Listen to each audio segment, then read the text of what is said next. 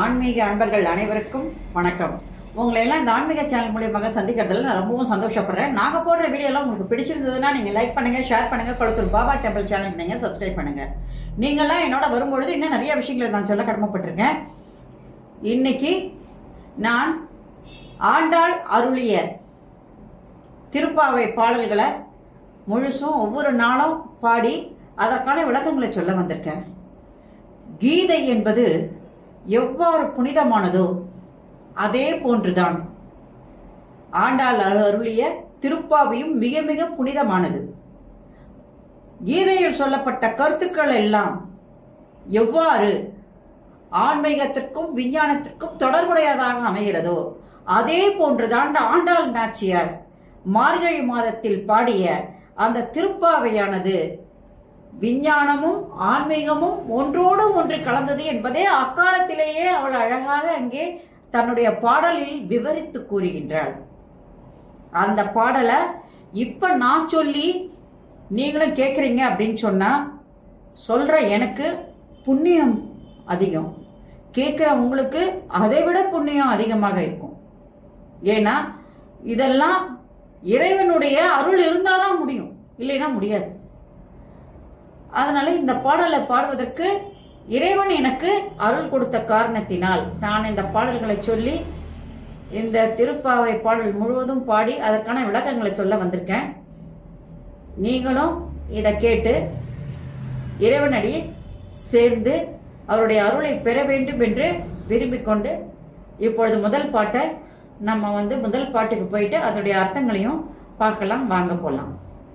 வாங்க இப்ப வீடியோக்குள்ள வரலாம். மார்கழி திங்கள் மதி நிறைந்த நன்னாளாள் நீராட போகுவி போதுமினோ நேரிழையீர் சீர்மல்கும் ஆய்ப்பாடி செல்வ சிறுமீர்கள் கூர்வேல் கொடுந்தொழிலன் நந்தகோபன் குமரன் ஏறார்ந்த கண்ணி யசோதை இளம் சிங்கம் கார்மேனி செங்கன் கதிர் மதியம் போல் முகத்தான் நாராயணனே நமக்கே பறை தருவான் பாரோர் புகழ படிந்தேலோ ரெம்பாவாய். இது பாடல். கீதையின் சிறப்புமிக்க பாடல்களுக்கு ஒப்பானது இந்த ஆண்டாளுடைய பாசுரங்கள். இவை அனைத்துமே கண்ணனுடைய சிறப்புகளை கூறுவதாக அமைகிறது. யசோதை அழகை கூறுவதாக அமைகிறது. நந்தகோபருடைய சிறப்பினை பற்றியும் அவருடைய வீரத்தை பற்றியும் கூறுவதாக அமைகிறது. அகத்தூய்மை நீரினால் அமையும், புற தூய்மை உள்ளத்தினுடைய தூய்மை நாம் செய்கின்ற செயல்களால் தான், நல்ல செயல்களால் தான் அமையும். நல்ல செயல்கள் நம்மை நாடி வர வேண்டுமானால் நாம் என்ன பண்ணணும்? இறைவனை நாடி செல்ல வேண்டும். மார்கழி மாசத்துல நீராட செல்லும் அப்படின்னு சொல்லும் போது அவங்களை குளிக்க வாங்கன்னு ஆண்டாள் கூப்பிடல. உள்ளத்தினுடைய அழுக்குகளை நீக்க வேண்டும். அதற்கு நீங்கள் எல்லாம் வாருங்கள், உங்களை எல்லாம் நான் கண்ணனிடம் விட்டு செல்கின்றேன். அவ்வாறு நாம் சென்று அவனுடைய புகழை பாடும் பொழுது கண்டிப்பாக நம்முடைய உள்ளமானது சுற்றமடையும். இப்ப உள்ளத்துல என்னெல்லாம் அழுக்குகள் இருக்கு அப்படின்னு கேட்டீங்கன்னா ஆணவம், பொறாமை, கோபம், பேராசை, புறங்கூறாமை போன்ற அழுக்குகள் எல்லாம் உள்ள இருக்கு. இந்த அழுக்குகளை எல்லாம் நாம என்ன பண்ணணும்? ஒன்னொன்னா நீக்கணும். வெளியில சோப்பு போட்டு சீக்கா போட்டு குளிச்சு ஷாம்பு போட்டு குளிச்சு நீட் பண்ணிடுறோம். அதே மாதிரி உள்ளத்தினுடைய அழுக்குகளை எல்லாம் நீக்கி நாம் சுத்தப்படுத்த வேண்டுமானால் நாம் இறைவனுடைய பாதங்களை சென்று அடைவதற்கு நமக்கு என்ன பண்ணணும்? இறைவன் மேல் பற்றுதல் வேண்டும். அதற்காக நீங்கள் எல்லாம் வாருங்கள் என்று அழைக்கின்றாள். இப்போ இந்த கோதை பாடுகின்ற பாடல்கள் எல்லாம் எப்படிப்பட்டது? இந்த ஆண்டாள் பாடிய பாடல் எல்லாம் எப்படிப்பட்டதுன்னா, இந்த ஆண்டாளானவள் கோதையாக இருக்கும்போது சின்ன வயசுல என்ன பண்றாங்கன்னா, தன்னுடைய தந்தை அவர் சொல்கின்ற அந்த கருத்துக்களை எல்லாம், விஷ்ணு சித்தர் கூறுகின்ற கருத்துக்களை எல்லாம் தன் மனசில பதிச்சுக்கிறார். அந்த கண்ணன் சிறு வயதாக இருக்கும் பொழுது எவ்வாறு என்னென்ன விஷயங்கள் செய்தாரோ அதுல இருந்து அவர் வளரும் வரை என்னென்ன வீர சாகசங்கள் செய்திருக்கின்றாரோ அத்தனையும் அவள் மனதிலே விஷ்ணு சித்தர் மூலமாக பதிந்து விட்டது. சின்ன வயசுல அவளுக்கு ஏற்பட்டது, கண்ணன் மேல் ஏற்பட்டது ஒரு அன்பு. வயது ஆக ஆக அவள் ஒரு பருவம் வரும்பொழுது அவளுக்கு அந்த ஆண்டவன் மேல் ஏற்பட்டது ஒரு காதல். இந்த பாவை பாடல்கள் எல்லாம் பாடி முடித்த பின்பு இறைவனோடு ஒன்று சேர்ந்து விட்டாள் அந்த கோதை, அந்த ஆண்டாள். அந்த ஆண்டாள் நாச்சியார் அந்த 30 நாள் அந்த மார்கழி மாசத்துல அந்த கிருஷ்ணனுடைய ஒவ்வொரு பாடல்களையும் இவ்வாறு பாடியிருக்கின்றாள். நம்ம எல்லாரையும் என்ன பண்றாங்க, அந்த நேரத்துல எல்லாரும் வாங்கன்னு சொல்லி கூப்பிடுறாங்க. உள்ளத்தினுடைய அழுக்குகளை நீக்கி அதையெல்லாம் சுத்தப்படுத்துவதற்காக வாருங்கள், எல்லாரும் ஒன்று சேர்ந்து குளிக்கலாம் வாங்க அப்படின்னு சொல்லி கூப்பிட்டுட்டு போறாங்க. அது என்னன்றது தான் இந்த பாட்டில் நீங்க பார்க்க போறீங்க.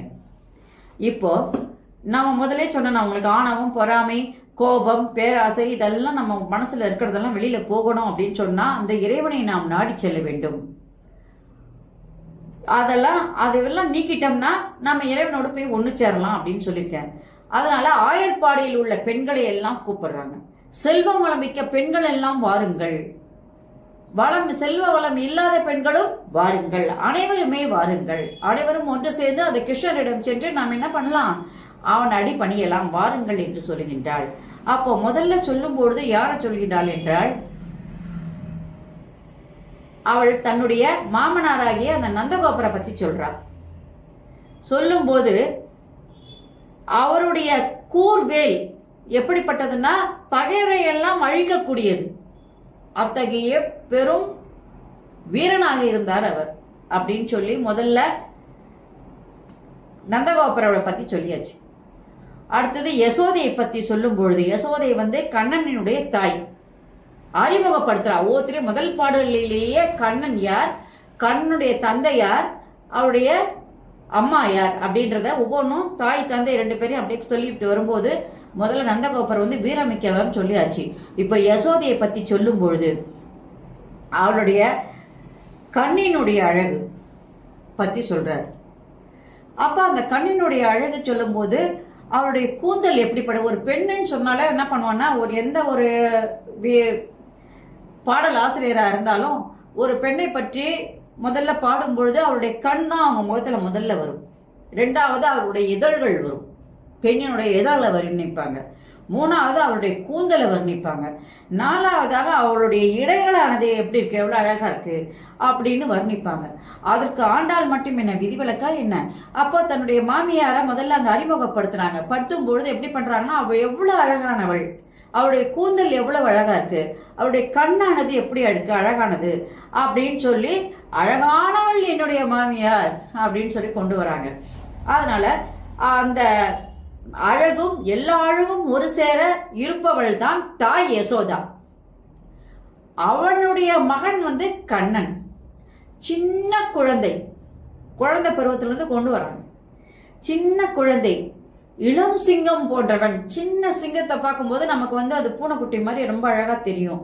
அதே மாதிரி இளம் சிங்கம் போன்றவன், அகிலத்தை வாழ வைக்கக்கூடிய சிவந்த கண்களை உடையவன். அவனுடைய கண்களை பத்தி விவரிக்கும் போது சிவந்த கண்கள், அந்த சிவந்த கண்கள் எதுக்கு இருக்குதுன்னா அந்த உலகத்தை எல்லாம் ரட்சிக்கக்கூடியதாக இருக்கிறது, உலகத்தினுடைய உயிர்களை எல்லாம் ரட்சிக்கக்கூடியதாக இருக்கிறது என்று சொல்கின்றாள். கதிர்விற்கும் முழுமதி போன்ற முகப்பொலி உடையவன்.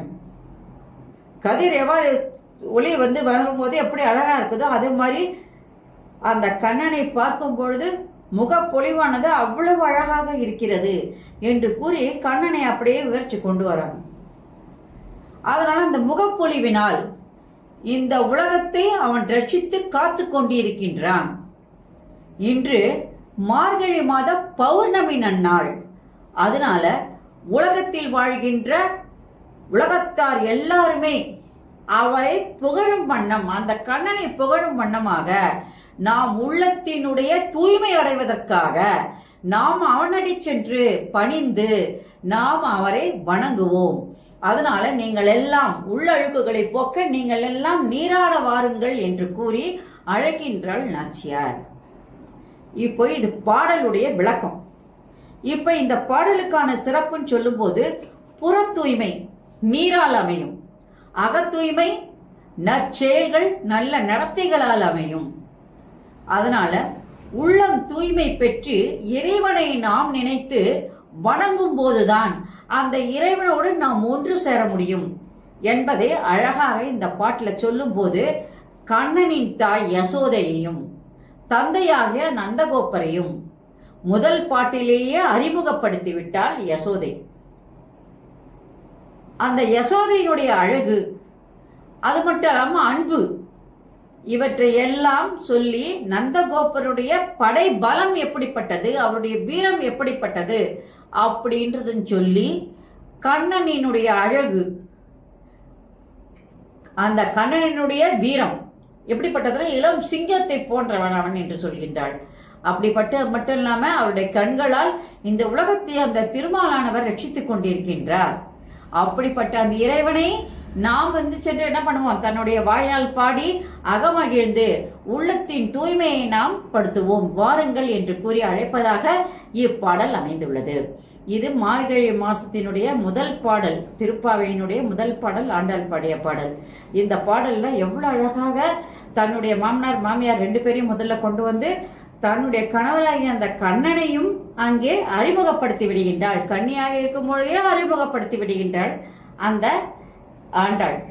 எல்லாருக்கும் அந்த மாதிரி புகுந்த வீடு பிறந்த வீடுன்னு இருக்கும். இப்ப புகுந்த வீட்டினுடைய சிறப்பை சொல்லும் பொழுது முதல்லயே அவ கொண்டு வந்துட்டா அப்படின்னு சொல்லும் பொழுது இறைவனோடு ஒன்று கலக்க இது ஒரு நல்வழிப்படுத்துகின்றதாக இந்த பாடல் அமைகிறது. நன்றி, வணக்கம். இந்த வீடியோ உங்களுக்கு பிடிச்சிருந்ததுன்னா நீங்க லைக் பண்ணுங்க, ஷேர் பண்ணுங்க, கொளத்தூர் பாபா டெம்பிள் சேனலுக்கு நீங்க சப்ஸ்கிரைப் பண்ணுங்க. நீங்கெல்லாம் என்னோட வரும்பொழுது இன்னும் நிறைய விஷயங்களை சொல்ல நான் கடமைப்பட்டிருக்கேன். நன்றி, வணக்கம். ஓம் நமோ நாராயணாய நமக. ஓம் நம சிவாய. அரஹர Mahadeva. Shambho Mahadeva. Subscribe to my channel and please press the bell icon for more videos.